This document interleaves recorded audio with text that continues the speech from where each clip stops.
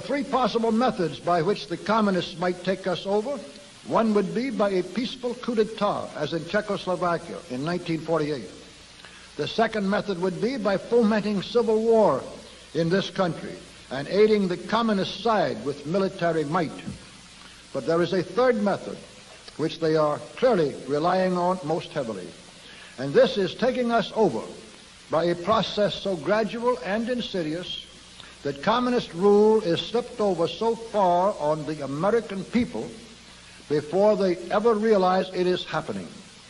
The process in that direction is going on right now, gradually but surely, and with ever-increasing spread and speed. A part of that plan, of course, is to induce the gradual surrender of American sovereignty, piece by piece and step by step, to various international organizations, of which the United Nations is the outstanding but far from the only example.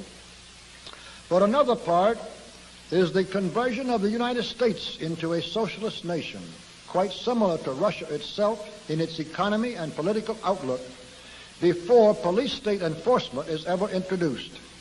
The best way to explain the aim here is simply to quote the directive under which some of the very largest American foundations have been secretly but visibly working for years. This directive is so to change the economic and political structure of the United States that it can be comfortably merged with Soviet Russia. Now, here are the communist aims for the United States. 1. Greatly expanded government spending for every conceivable means of getting rid of ever larger sums of American money as wastefully as possible. 2. Higher and then much higher taxes. 3. An increasingly unbalanced budget despite the higher taxes. 4. Wild inflation of our currency.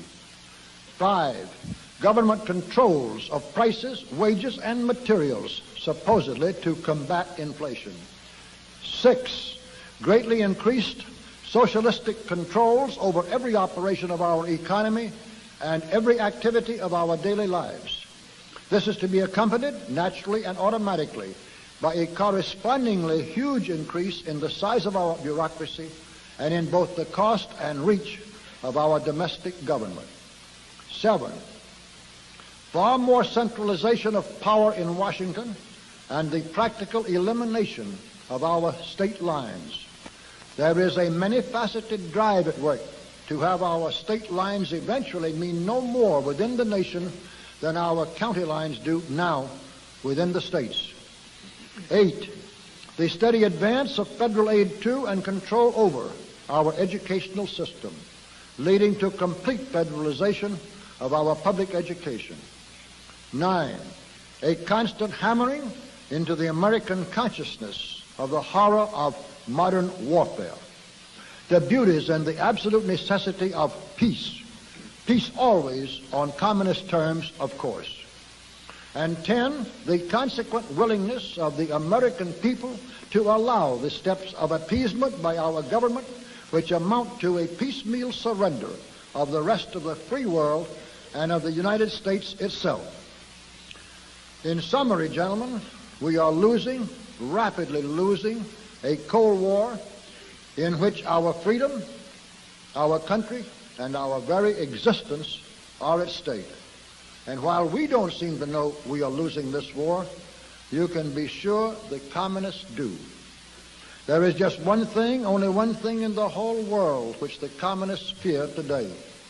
It is that despite their tremendous influence in our government and over all of our means of mass communication, the American people will wake up too soon to what has really been happening and what is now happening right under their very noses.